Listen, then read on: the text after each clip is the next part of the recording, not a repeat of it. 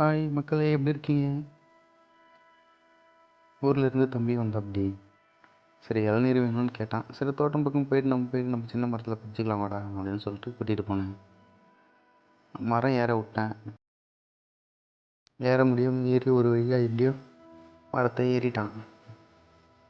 அதுவும் முழுசாக ஏறலை, ஓரளவுக்கு முடிஞ்ச அளவுக்கு ஏறினேன். ஒரு 2 இளநீரை பறிக்க சொன்னேன்.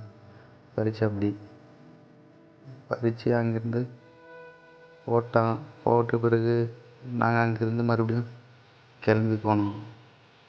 ஆனால் இளநீர் ஏறி பறிக்கிறது ரொம்ப கஷ்டமாக தெரியுது மரத்தில்.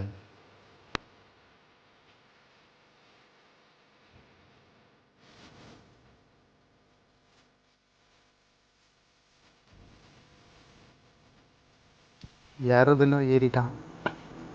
அங்கேருந்து இறங்க சொல்ல மட்டும் எப்படி இறங்குறதுன்னு தெரியலன்னு சொல்கிறான். ஒரே சிரிப்பு வந்துடுச்சு எனக்கு. அதுக்கப்புறம் ஒரு வழியாக இறங்கி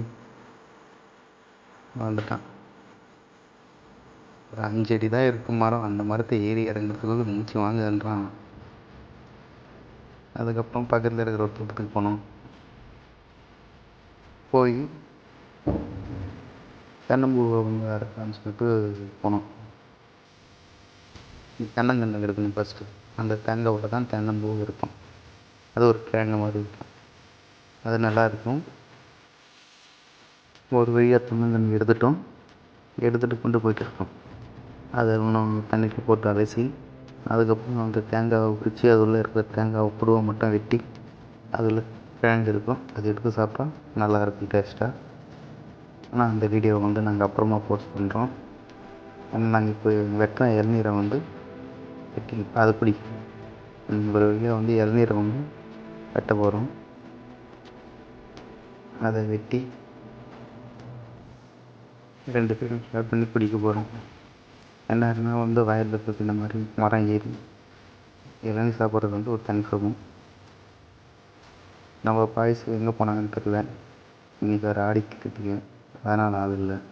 நாங்கள் 2 பேர், நானும் எங்கள் தம்பியும் இளநீரை வெட்டி சாப்பிட்டு அதுக்கப்புறம் குளிக்க கிளம்பிட்டேன்.